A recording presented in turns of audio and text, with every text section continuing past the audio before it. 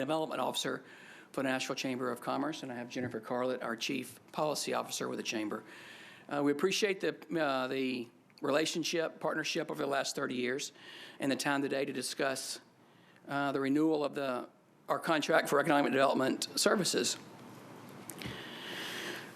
Today, what I'm going to highlight is not the complete breadth of the Chamber's work. It's the services that will fall under the contract for economic development services. Our 9-person economic development team and research and policy team is just an extension of Courtney Pogue's office as we promote Nashville as a premier location to expand or relocate a business. So as you all know, relationships are a vital part of economic development. So this contract allows for a consistent area for site selection consultants from around the world, companies from around the world, companies located in Nashville to address us about relocation or expansion opportunities.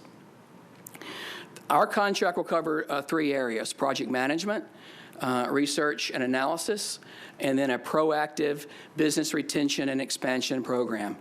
Project management, that is companies from outside the market looking at Nashville and companies in Nashville that are expanding. It is working with that company on a wide variety of things.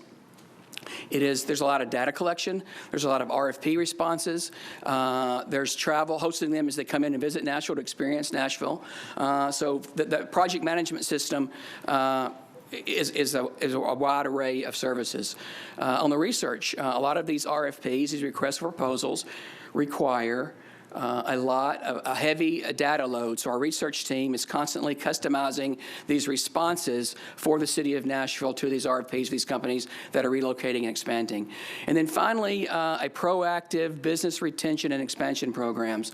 So our goal for fiscal year 22 is to meet with 200 companies in Davidson County to ensure that they are growing and help them remove any barriers of growth. Our plan is to reach out to the 35 districts and ask for 5 to 10 recommendations of companies that we should meet with over the next 2 years. And again, the goal of that is to strengthen those relationships and remove any barrier to growth. Keep in mind, there are economic developers from all over this country, in this city every day, trying to convince our companies that they'd be better off in their community. So strengthening those relationships, identifying any issues before they get large is key to business retention.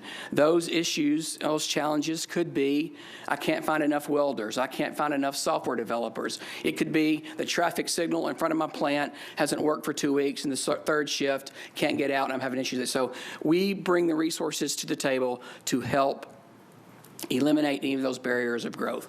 So project management, research and analysis, and then a proactive business retention and expansion program. As I said earlier, we've enjoyed a 30-year relationship, and we look forward to continuing the growth of Nashville and Davidson County. Is there anything you would like to it? Yeah. Questions, comments?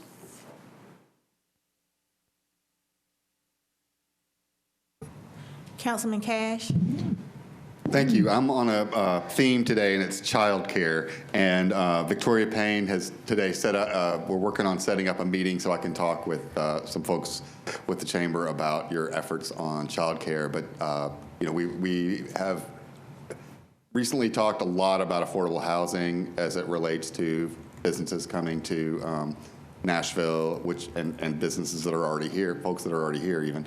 And I think that's very important, but I also want to chime in to say that making sure that businesses have, that employees of businesses have access to good child care. We have some great child care centers in the city. We have some areas in town that are short or called child care deserts.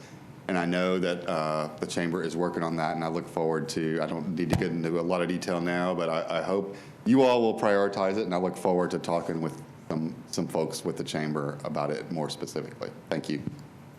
Thank you.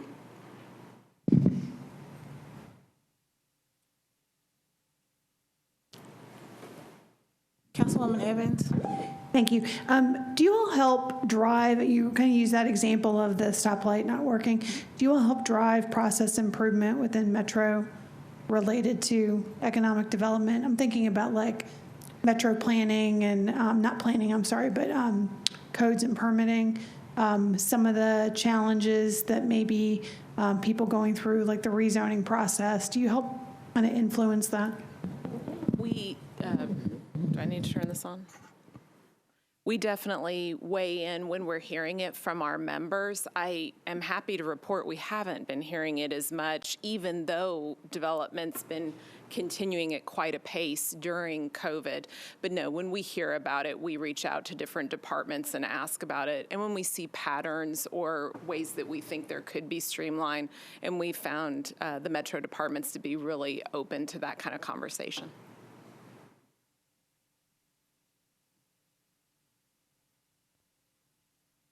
Councilwoman Sepulveda.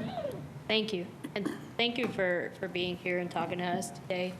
I think something that really stuck out to me, about a year ago when I was talking to people in and around the chamber was they talked about the importance of fully funding our education system, because we want to make sure that we have a educated workforce that any company could come in and be able to hire locally.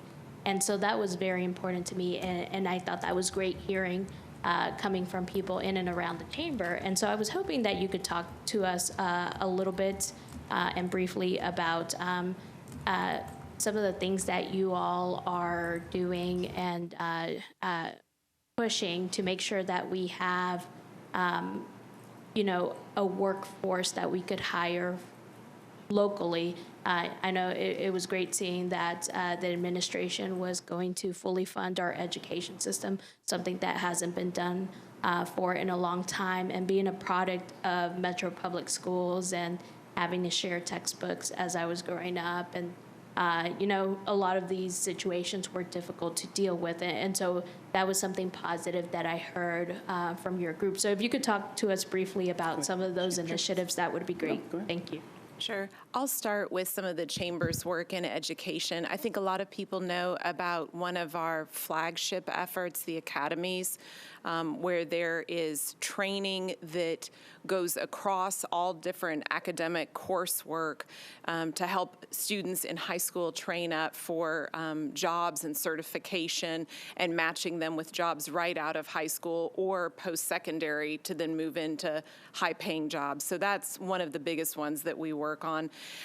We were also really pleased to see the full funding of MNPS, including some features that have been highlighted in recent education reports, like the funding for social emotional learning. We can't think of a better way for funding to be spent in this coming school year, considering how many children and families have really struggled through COVID. So we were supportive of that as well. And then I think what is less well known about our work that maybe Jeff can speak to as well is the work that the chamber does in workforce development for grown-ups who've never started or finished post-secondary, and the benefit that that can provide to children as well when their parents are on a track toward a well-paid and a job with benefits. And so we work with a lot of grant programs, JP Morgan and Lumina, primarily in the promise zone, and working to, again, help folks who never started or completed post-secondary with whether it's certification or going on to an associate's degree or a bachelor's degree. To your point, workforce, labor, human capital, it is the key to the success of economic development and the prosperity of this region. When we talk to companies about relocating to Nashville, or companies in Nashville that are expanding, our first 2 or 3 conversations are nothing but talent. What talent is in Nashville? And more importantly, to your point earlier, what does the pipeline look like? The pre-K through 12 and the post-secondary. So we spend a lot of time positioning Nashville and the talent that's here. If there are skill sets that we're shallow in, how difficult or easy is it to recruit that talent into the area? So talent is critical, and that's our number one focus.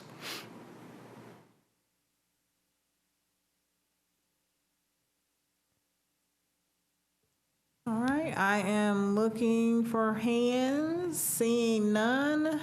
Thank you so much for coming out and answering our questions. We appreciate it. Thank you.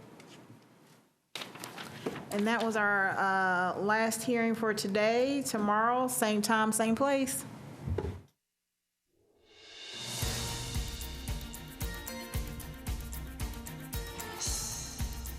This has been a service of the Metro Nashville Network. If you would like to see this presentation again, or for more information about this and other programs, visit nashville.gov.